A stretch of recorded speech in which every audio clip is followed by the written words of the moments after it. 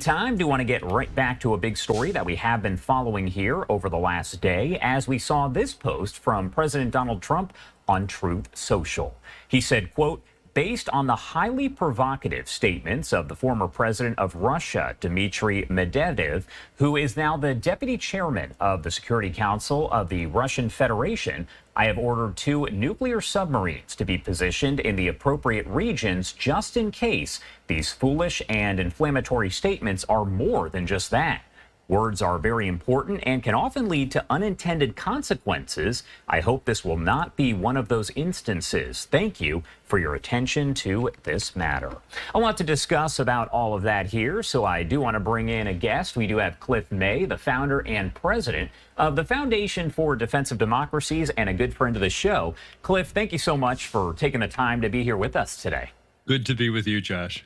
All right, so I do have to ask here, because we know this is far from the first time that someone there in Russia, especially high-ranking, has made a comment about the U.S., criticizing it or criticizing President Trump. So what does it appear it is about that highly provocative comment that really struck Trump and led to what we're seeing now? So Dmitry Medvedev, who is, let me be blunt about this, he is both Putin's lapdog and attack dog.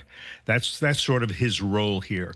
And he is trying to intimidate President Trump. He is trying to intimidate the U.S. and make us cow.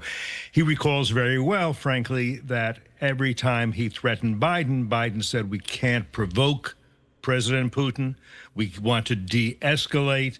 And Biden did things like say, well, we can give some defensive weapons to Ukraine, but nothing offensive. We don't want to, we give them missiles, but they can't use those missiles to hit military targets inside Russia. And so what you were doing, I'm afraid, under Biden was you were preventing Ukraine from losing quickly, but allowing them to lose slowly. President Trump has been trying very hard not to humiliate President Putin.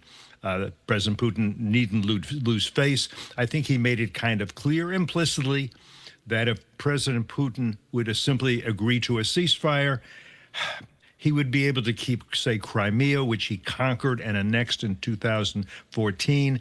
He'd be able to keep the lands that he has conquered so far, roughly 20% of the eastern portion of Ukraine and a land bridge to that Crimean peninsula. And that he should just stop there.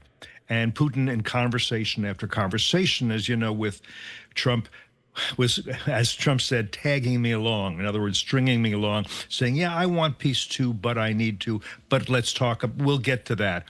And I think it helped a lot that Melania, the First Lady, eventually told Trump what was going on, because Trump said to Melania, he's talked about this a couple of times, he would tell Melania, I just had a wonderful conversation with Vladimir. And she'd say, yeah. And after you did that, he bombed hospitals, and he bombed kindergartens, he bombed residential apartment buildings. She understood what was going on. So I think what President Trump is doing now with the submarines is simply making very clear, you're not intimidating me. You don't want to threaten me. You don't want to threaten the United States. You don't want a war with us. Do you understand what that would mean for you? You would lose very, very badly. Stop bluffing like this. I don't like it. And I am showing you the post from Dmitry right here. Again, the former president of Russia, the one that sparked all of this. He wrote, Trump's playing the ultimatum game with Russia. 50 days or 10, he should remember 2 things. 1, Russia isn't Israel or even Iran. 2, each new ultimatum is a threat and a step toward war, not between Russia and Ukraine, but with his own country. Don't go down the Sleepy Joe road. So Dmitry's comments here, are they viewed highly? You mentioned that he's essentially Putin's lapdog. So are they taken seriously when you look in different political circles, or is this just what he does? Well, it's what he does, but he does so at Putin's behest. Putin wants him to be doing this. What you're seeing here is nuclear blackmail. And he hopes that the president says, I'm very frightened of this. We don't have a golden dome. You keep in mind, during the Soviet era, we had a strategy called mad, mutually assured destruction. It said, you do not want to hit us with a nuclear weapon, either because we would then hit you with nuclear weapons and we'd all go down. And, in the Soviet period, I have to say the Soviets were evil, but they were rational. They had suffered greatly in World War II. They didn't want a nuclear exchange. I don't believe Putin does either. He wants to restore the Russian Empire. That's his mission. And that's why he wants to drag Ukraine back into the Russian Empire, which for a while was the Soviet Empire.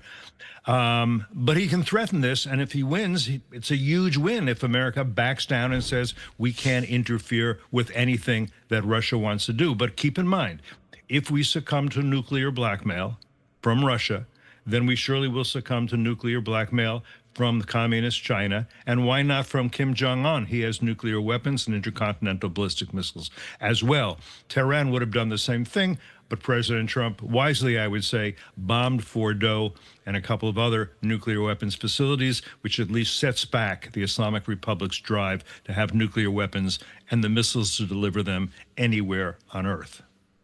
Is this likely to end up, and we don't obviously know at this point, but is it likely to end up as kind of a tit for tat type thing where Russia decides that they want to do something now in response to those nuclear subs being moved around?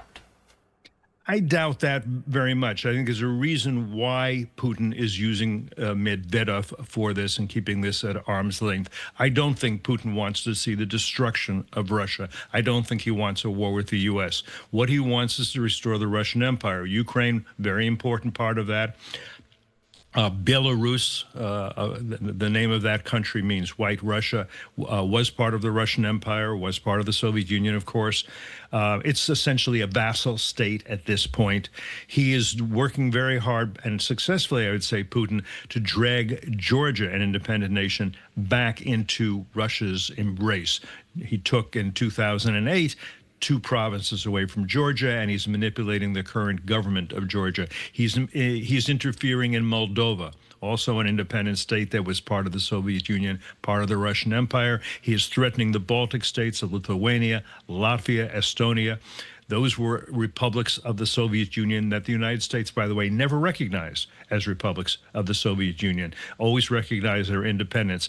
The Poles feel very threatened, almost everybody. The Finns, that's why the Finns have now joined NATO. That's why the Swedes have now joined NATO, because they all feel threatened by Putin. What the next step is this. President Trump has said, look, I'm not giving you 50 days. I'm giving you 10 days, and then I'm going to put very, very tough sanctions on you. Secondary sanctions. We can discuss what that means, but it's a way to squeeze the Russian economy and make it hard for Putin to fund his war effort. He's also sending more munitions to Ukraine, both things like Patriot missiles, which help prevent Russian missiles and drones from destroying civilian targets, and this is a terrorist war. Putin is hitting civilian targets every day. And I think he will send, long-range missiles without the restrictions, and that will also cause pain to Putin. And maybe at a certain point, Putin says, okay, this is not great. I'll agree, not to peace, but to a ceasefire. Maybe to wait till the next president comes in, and maybe things will be easier for him, maybe to do something else. But what Trump needs to do, and I think is wanting to do, is change Putin's cost-benefit calculus for continuing this war, as opposed to a cessation of hostilities. I think that's the most one can achieve, but if President Trump achieves that, give him a lot of credit.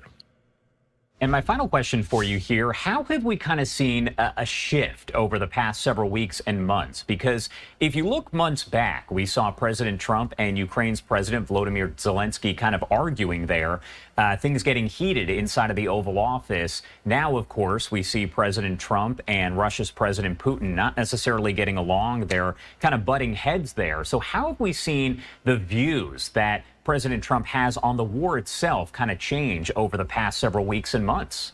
Yeah, very much so. There was, first of all, Putin seemed to be to Trump somebody he could get along with, a serious guy, a reasonable guy.